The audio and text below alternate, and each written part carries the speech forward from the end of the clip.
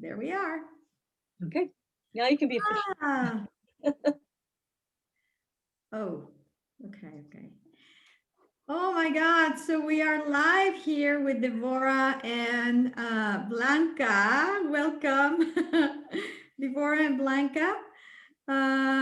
You guys are in, where are you, Devorah? In the USA, in Portland, Oregon. And Blanca is in. I am in Amsterdam, in the Netherlands. And where are you, Lety? I am in Mexico. I am in Lake Chapala, Mexico. Amazing. So we are in 3 different parts of the world. Totally. Making a triangle. Okay. So I'm so happy to be here in this is my first time I do a Facebook Live, so it took me a little more than I was expecting to make it happen, but I did. And okay, so we are so excited. I see I don't know where I see people. Marisela, hello. And so we are going to talk about a topic that I think is very important in this time, that is trusting your inner guidance.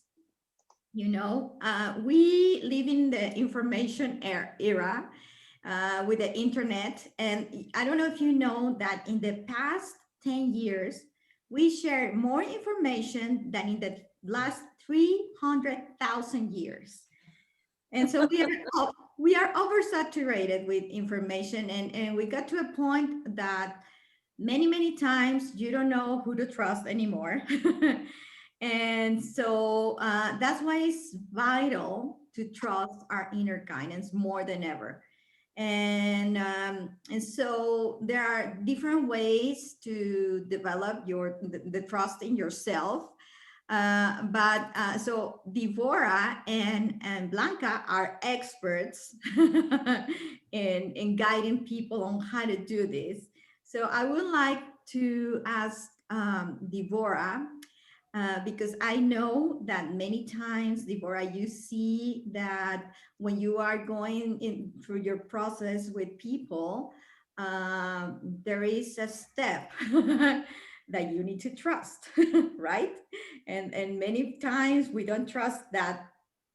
And so how do you do this? How do you tell them how to really trust?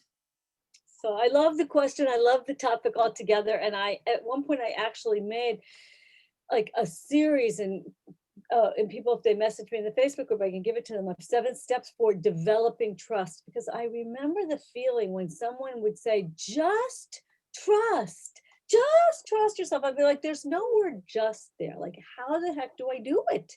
Mm-hmm. And so I created these 7 steps. And the first one is what I call pause, notice, and shift. And lots of people teach this with different words. It's the same thing, which is I found myself, let me back up a little. I had a funny moment walking in the forest, which is one of the things I do to reconnect to a more expanded level of trusting my higher guidance, because I get out of that information, right? Like if I go into the forest, I'm now not receiving that external information. I'm in that energy of nature and trees and God and present. And it allows me to reconnect. So one day, a few years back, I was walking in the forest, and I do not even remember what I was upset about. But I was like running a rant in my head about what I was so upset about. And in my head, I was like, I heard these inner words going, stop it, just stop it. And I just stood there in the middle of the path, and I went, okay, just pause, notice. You're walking in the forest. Nothing bad is happening to you. Just shift. And I just started cracking up, because it was like an internal making myself miserable a little bit. And I just I had gone through a thing where someone had said to me, Devorah, you can choose how you feel. And I was like, no, I cannot choose how I feel. I feel how I feel, you know. And there's a point for feeling how you feel. But what I started to see is that there were times when nothing really external bad was happening so much, but I wasn't feeling good. And I have learned to say, to pause and say, what is it? What's bothering me? And to notice. This process of noticing is super important, like to stop, notice, like, and that stopping is breathing, noticing, and then you become able to shift. And all of these tools that we all have for how do you shift out of one state to another is part of the start of developing trust. So that's like a start. And one other step to notice, and there are lots of them, and I'm sure Blanca will add many more, but another one I realized is noticing what works. It's very easy to spend our attention on what doesn't work, what's not working. And it's very rare that we actually pay attention and go, oh, look, that worked. Because that is part of how you develop trust, is noticing, oh, I did this and it worked. Oh, yeah, I listened to my higher guidance and it worked. Noticing and writing down and paying attention to what works, because we are hardwired to put more attention on what's not working so that we can save our lives, so to speak. But it, so those are two points maybe that I'll start with, and then we can see where Blanca goes and where it leads us next, because there is some other deeper work, but those are really 2 points that help a lot in this process of developing trust, as opposed to just do it. No. What do you have to say, Blanca? I know that you really help women to trust themselves, because there are many limiting beliefs that are, in the way, making interference. And so, so tell us, what do you think about this? Oh, absolutely. Could you allow me to share my screen, Sure. please? Hold on, just give me a second. Thank you. There you go.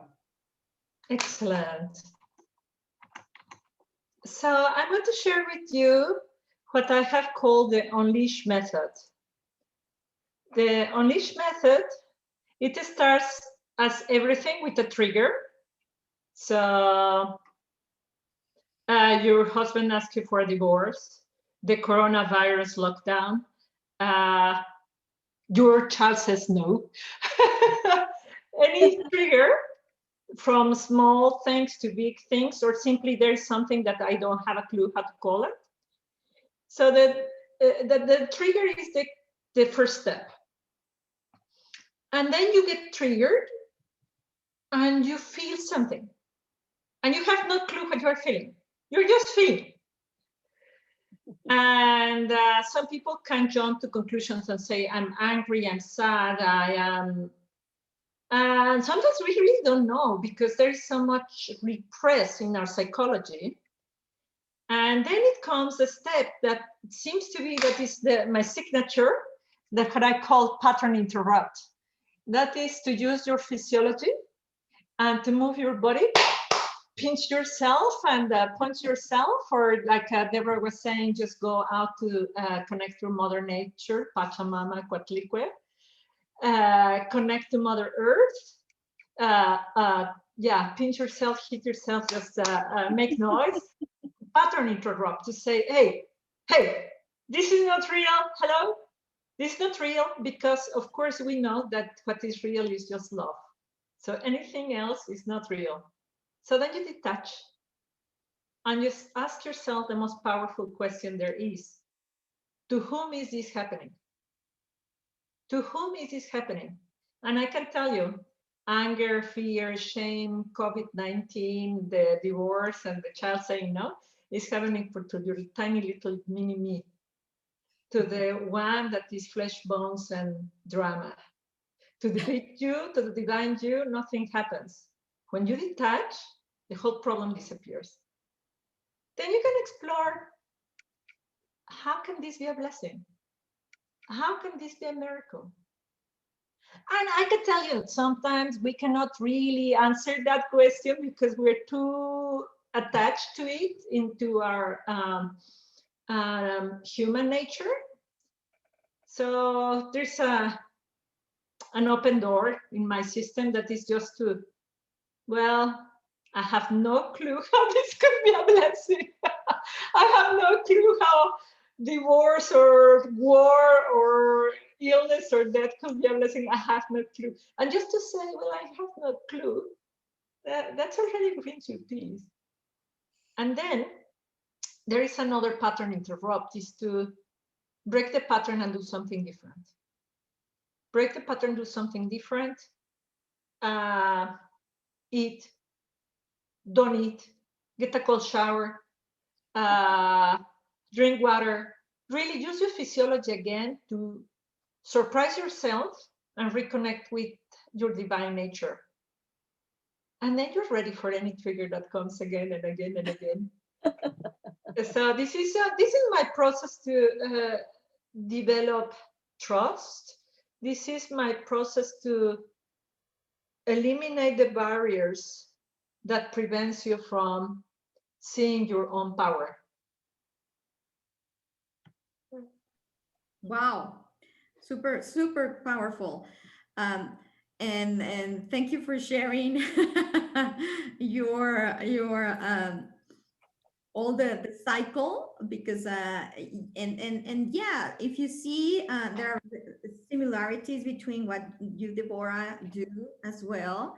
And I think is super important. The first step is to stop and shift, Devorah, and then you also say that, you know, Blanca, to become aware of, you know, like there's a trigger somewhere, and so become aware of what's happening, right? And that is the first thing, because we can continue in life without you know, taking the time to really become aware of what's happening. I think is very I agree total, you know, 100% with you, Blanca, about really you know, the pattern interrupt, I love. You know, because we are into this cycle, into these limiting beliefs, and it's hard also, you know, we are used to do things in a hard way. You know, we are used to do things in a hard way all the time, and so it shouldn't be that hard, really. I think it's simple, but we make it very complicated.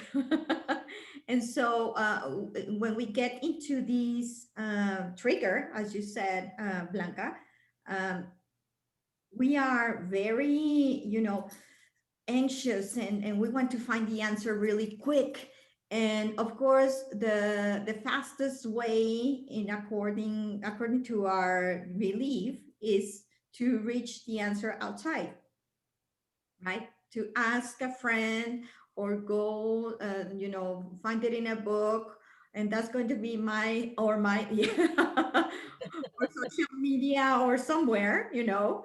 uh, and the truth is that we need to really connect to our inner guidance more, and some people don't know how to do this.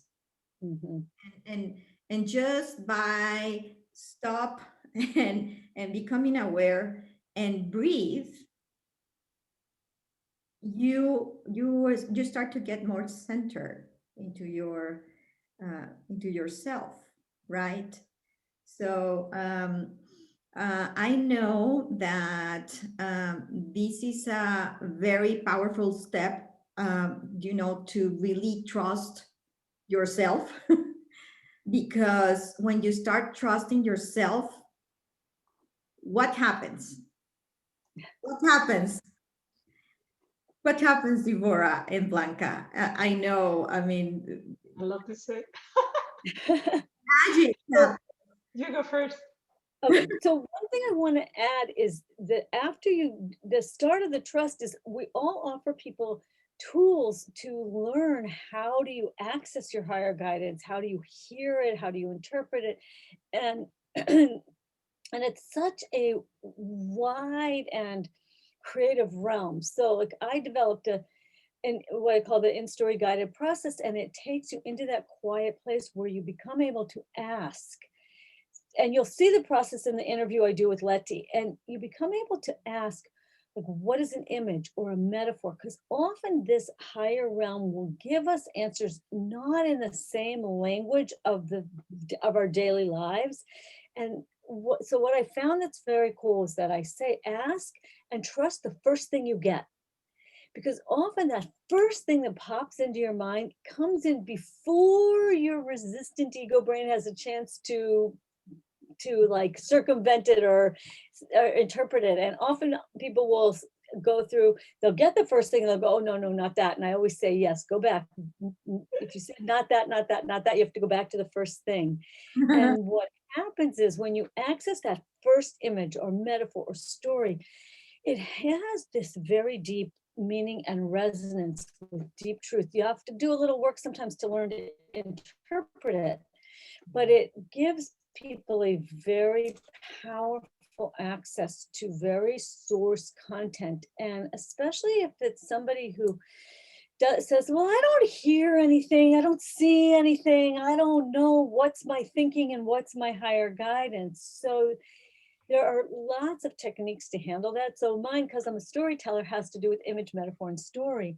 And it is one tool for being able to learn to access this other realm and to name it, interpret it, and trust it. And it's fun, it's creative, and it aligns imagination into the picture. So that is also a really powerful piece of this work for me. Awesome. I guess I would like to speak about the complementary part of this is silence. Just switch off your how you collect your notifications, switch off the telephone, get rid of your television. Oh yeah. I think the dopamine that these things give us is a big deal, and people are so addicted to this. The first thing that they do is to wake up and look at how many likes they have and how many subscribers they have. Not a time of silence, not a time of breathing, not a time of being.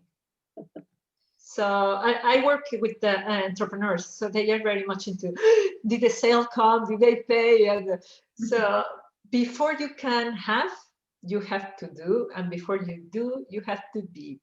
And to be in the trust, you have to be in the silence. And to really be able to access trust and apply what Devorah is talking about, you need to take the step before and really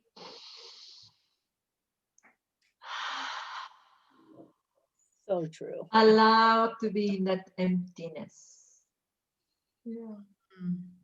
So, my very first step of my process is always stop and breathe. And every process that you will find across the board always has that as the first step. In fact, I joke and I say, should practice what I call stop, drop, and breathe. There used to be, when I was teaching, there was a practice called stop, drop, and read for little kids. So I call it stop, drop, and breathe, meaning stop in the middle of your kitchen, drop everything gently, and just breathe for a minute. But that, I couldn't agree with you more. That's why I personally go out into nature. And even then, sometimes my phone is with me. I also practice the Jewish Sabbath, which is called Shabbat. And it occurred to me that that Shabbat, when you observe it traditionally, is designed to create one day a week that takes you into that realm, because I don't use my devices on Shabbat. And so I have one whole day where the decision I've already bought into the bigger decision to not look at my phone or the TV or the computer. And it gives me this one day a week to practice that. And it doesn't have to be that practice, but finding, like what you were saying, Blanca, like some way to find that place of silence, because the world is just pressing on us all the time. I really like what you say that you practice the Shabbat. For me, is Sunday, the day when I totally disconnect for everything, and I'm not Jew, but I almost do it. That I do not clean the house. I do not watch television. I don't answer the telephone. No, nothing. It's just to be with my children, just to be with my husband, to sleep, and I think this is very important to go back to ancient practices. I think from every single corner of earth and honor them. One of the practices that I do as well is fasting. And fasting, I think, is part of engaging your body into the trust of the divine, the trust that you're safe, and feeling it in your body that you can trust divine. I really like that you mentioned the Shabbat. I really like two things that one that you said, Devorah, and one that you said, Blanca. And I would add another thing. Of course, both of you said silence, but like silence really shutting everything off. That's super powerful because we are very distracted all the time with many things around us. But the other thing that I really like is that you said, Devorah, ask a question. And that ask a question to me is like a key to open a door. And when you ask the universe or your higher self or God or whoever you believe in, a question, and it has to be a wise question, of course. And so I have a way of asking wise questions, which is it has to be in how to say it? In first name. I don't know in English. First person. First person. First person. It doesn't have to be in third person. It has to be in first person. Why do I, or what do I? And it has to be with what or why, not when. When is this going to happen? Or what? So it has to be, why is this presented to me in this moment that I need to learn something from it or something like that, or what can I do to find this answer or get out of this, or you need to really ask in first person. And when you do that, there is a validation that comes to you always. The universe, God, the angels, whatever you believe in, they always send a validation. So after you ask a question during the day, normally, it's not going to be very far away from the question, but if you are aware, you will recognize the question, and then the question comes in a message or in a sign in different ways. Of course, it's not going to be like asking a question and receive the answer with a with a voice. It comes in different ways, but there's always a validation of this is the correct thing that you're doing or thinking, or don't do this. You have to do it in a different way. Have you noticed that as well? And that is a really powerful way to trust, because then you know that, oh, okay, I'm doing the correct thing. Or do something different, or making it a different way, or I am listening to my intuition. Sometimes we want the answer to be what we want the answer to be, right? And sometimes it's not that, so what do you guys think about getting a validation and all this? Yeah, This is so important. The first person that comes to mind when you use the word questions is Tony Robbins. He says the quality of our questions determines the quality of your life. And I have noticed that this is always true. When you ask, why does this happen to me? You're immediately in the role of a victim. And as a victim, you cannot find solutions. Instead, when you ask questions like, even the same question of why this happened, in the point of view from the learner, what do I have to learn from this situation? Why does this happen to me? But as a learning, what's the gift? It's completely different quality of life, because you live the life as a victim, you live the life as a person in an adventure, in a growth, and as a leader, as a teacher, so the quality of your questions, I also will say, it determines your identity. And your identity, who you think you are, is what moves everything in your life. If you go through your life and say, please buy from me, people are not going to want to have anything to do with you, or you have to buy from me because you're an idiot. People don't want to have anything to do with you. Instead, if you go through life with, here I bring love to the world, and here is what it is, then you will attract the people who are going to be with you. And I think about customers, and I think about relationships as well. Not in a codependent way, if I come and save me, or I will go and save you. So, yeah, I think of Tony Robbins, the quality of your life is the quality of your questions determines the quality of your life.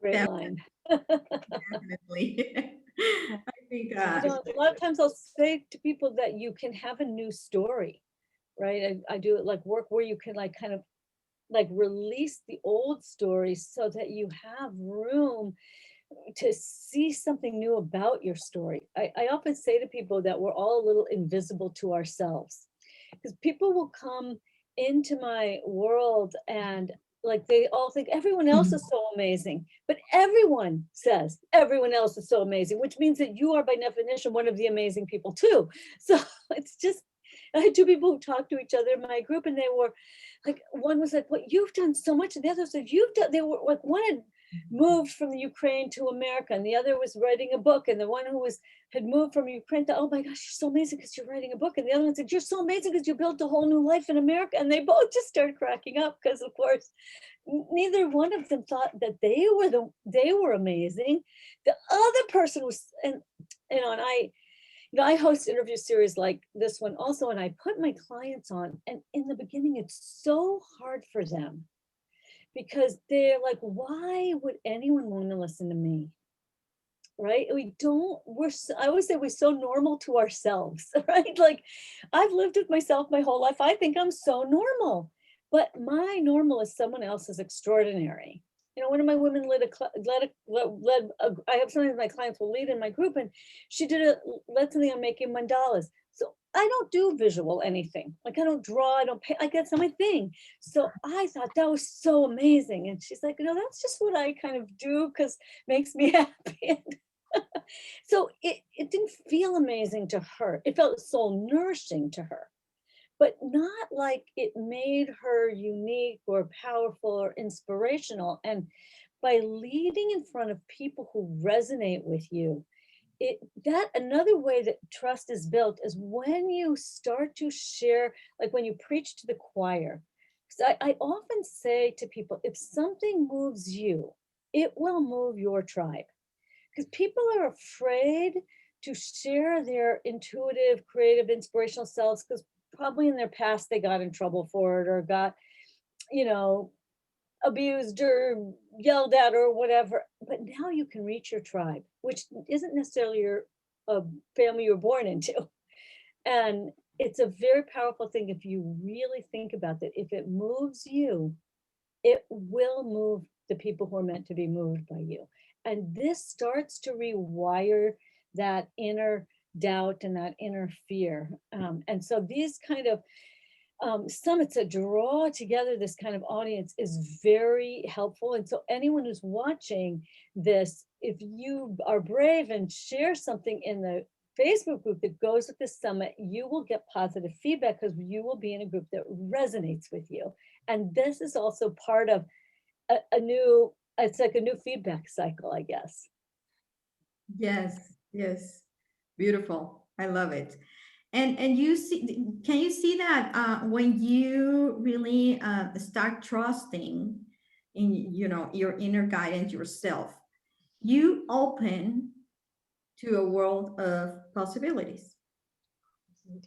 Because before, when you're not trusting, everything is based on fear, right?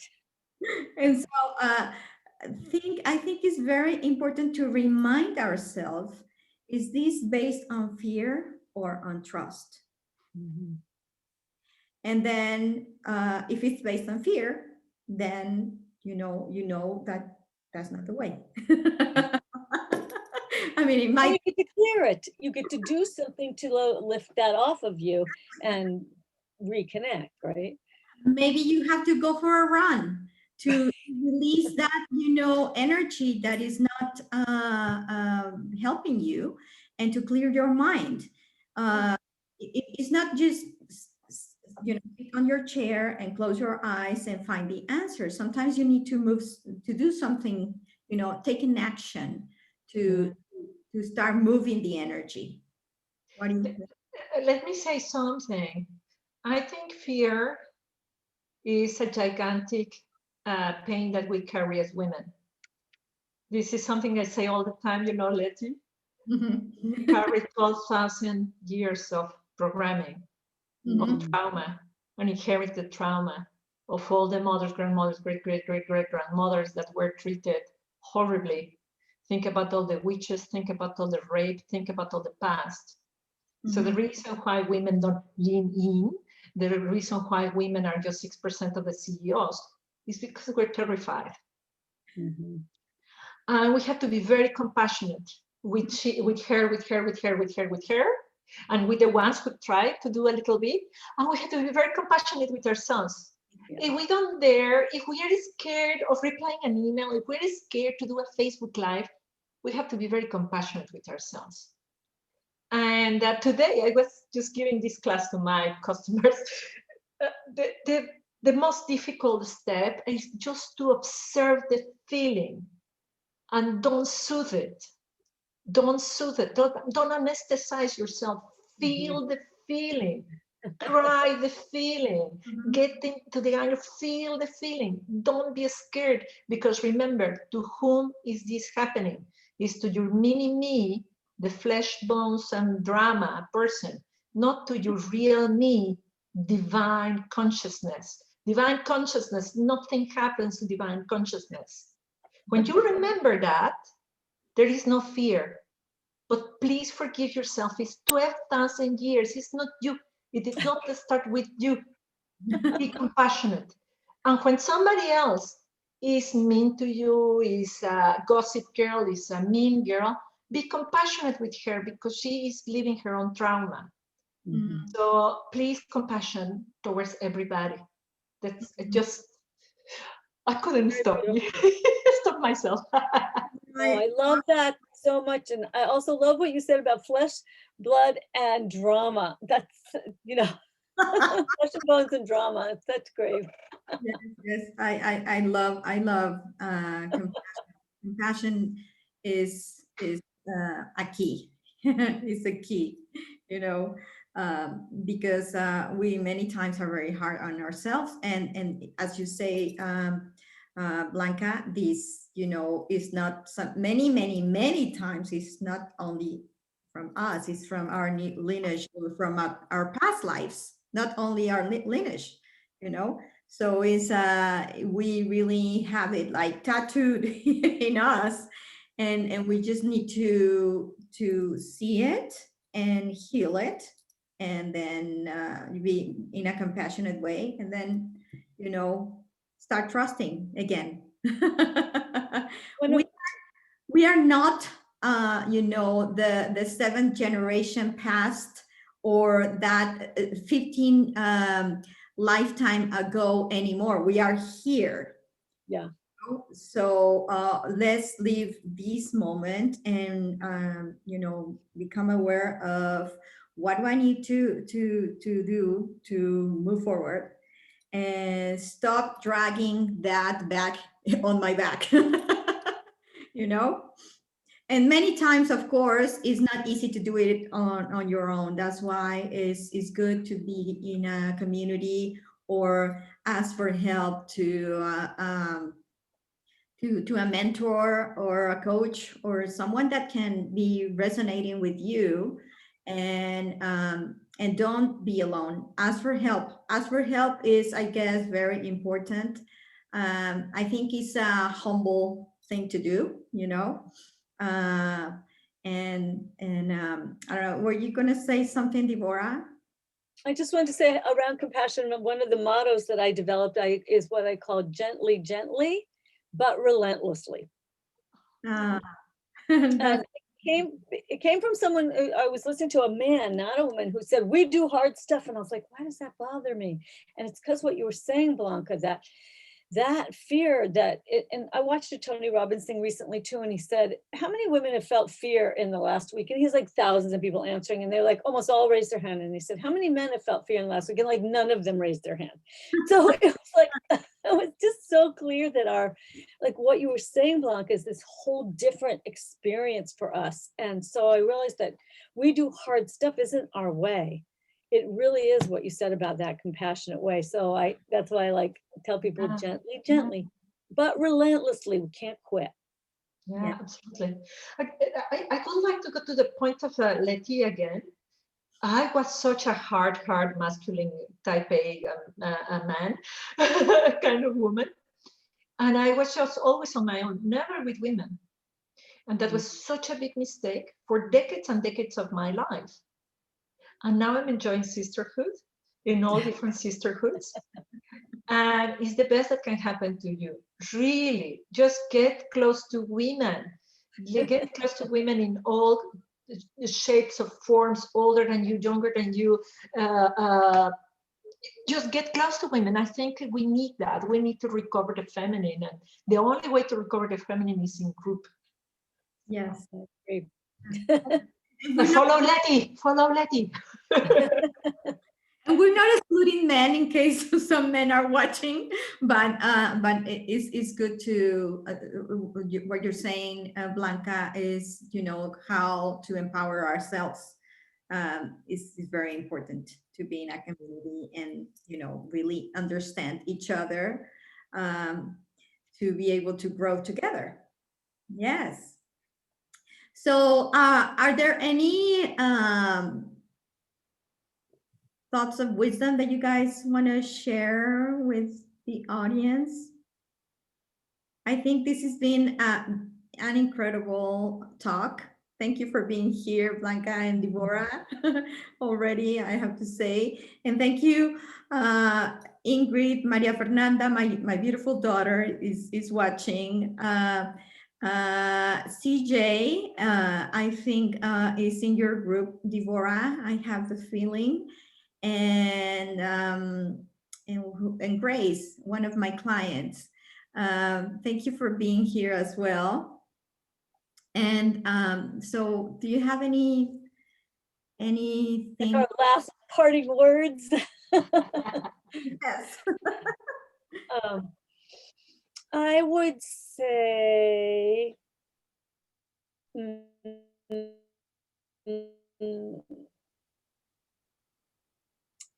what all of the things that we said, and pull out the thing that resonated with you the most. My program, I call it the In-Story Way, and I say it's finally doing it your way. What's your way?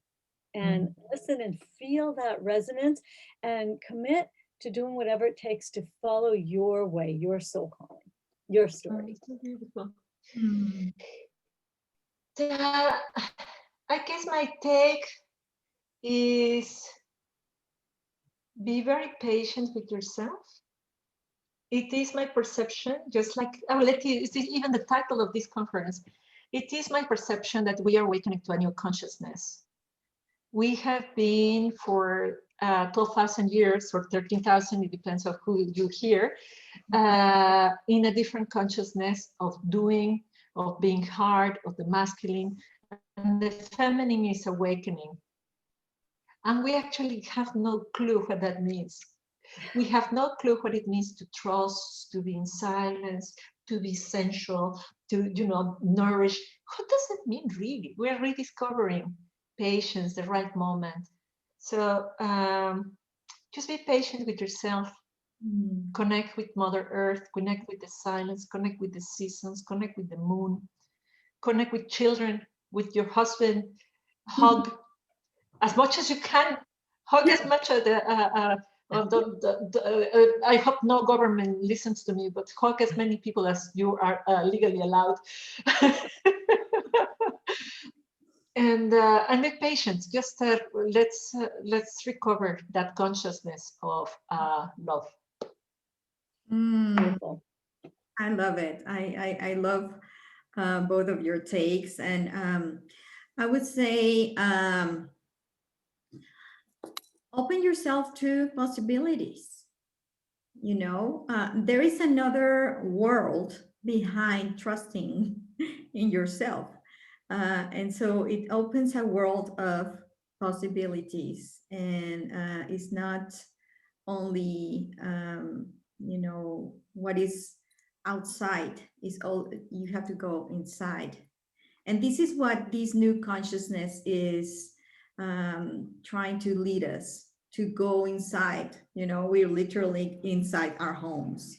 We have to go out inside our home, that is our soul, our essence, our heart, and listen to our intuition and trust in our inner guidance. Thank you so much for being here, Devorah and Blanca. It was such a pleasure to have you. And thank you, Blanca. What time is in Amsterdam right now? 10 to 7 in the evening. Okay, it's not that late. Oh, yes, yet. And Devorah is earlier than me. Nice in the morning. Now we start at 9 a.m. So yeah. Here in Mexico is 11, almost 12 p.m. Okay, so I love our conversation. I hope everybody that is watching, and if they are watching after this conversation, please write in the comments, and I'm going to be posting this recording in the series, so you can get to watch in case you didn't have time to watch here. Okay. So thank you for being here again, and sending you much love. Besos to everybody. bye. Hugs, hugs, hugs, hug everybody, as you say. As possible. And your pets as well. Okay. Love you. Bye-bye.